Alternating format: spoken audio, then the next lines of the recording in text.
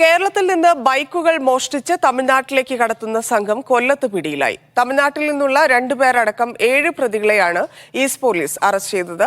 മോഷ്ടാക്കൾ കടത്തിയ 28 ബൈക്കുകൾ പോലീസ് കണ്ടെത്തി. കൊല്ലം റെയിൽവേ സ്റ്റേഷൻ വളപ്പിലെ വാഹനമോഷണവുമായി ബന്ധപ്പെട്ട അന്വേഷണത്തിലാണ് മോഷണ സംഘം പിടിയിലാകുന്നത്.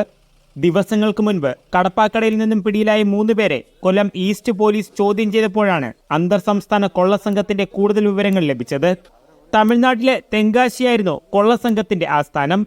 കൊല്ലം സ്വദേശികളായ ഷഹൽ, റാഷിദ്, നൌഷാദ്, സലീം, അനസ്, തമിഴ്നാട് സ്വദേശികളായ കതിരേശൻ, കുമാർ എന്നിവരെ വിവിധ സ്ഥലങ്ങളിൽ നിന്നും പോലീസ് പിടികൂടി. വളരെയേറെ വാഹനങ്ങൾ റെയിൽവേ സ്റ്റേഷൻ, KSRTC ഇങ്ങനെയുള്ള വാഹനങ്ങൾ പോകുന്നുണ്ട്. പക്ഷേ ഈ വാഹനങ്ങളൊന്നും തന്നെ നമ്മുടെ നിരത്തുകളിലൂടെ പിന്നെ ഓടുന്നത് കാണാനുമില്ല. അപ്പോൾ ഈ വാഹനങ്ങളെല്ലാം നമ്മുടെ സ്ഥലത്ത് നിന്ന് മാറ്റിക്കൊണ്ടു പോകുന്നു എന്നുള്ളൊരു സംശയത്തിലേക്ക് എത്തി.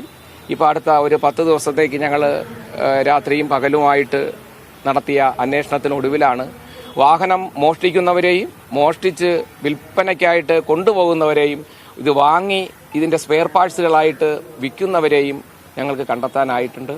മോഷ്ടിക്കുന്ന വാഹനങ്ങൾ തമിഴ്നാട്ടിലെ അടൈക്കളത്തെ കൂറ്റൻ യാർഡിലെത്തിച്ച് വെട്ടിപ്പൊളിച്ച് സ്പെയർ പാർട്സുകളായി വിൽക്കുന്നതാണ് ഇവരുടെ രീതി. ഈസ്റ്റ് പോലീസ് സ്റ്റേഷൻ പരിധിയിൽ നിന്ന് മോഷ്ടിച്ച 28 ഇരുചക്ര വാഹനങ്ങളും എഞ്ചിനുകളും ബോഡി പാർട്സുകളും പിടിച്ചെടുത്തു. ഒളിവിലുള്ള പ്രതികൾക്കായി അന്വേഷണം ഊർജിതമാക്കി. മീഡിയ 1 കൊല്ലം.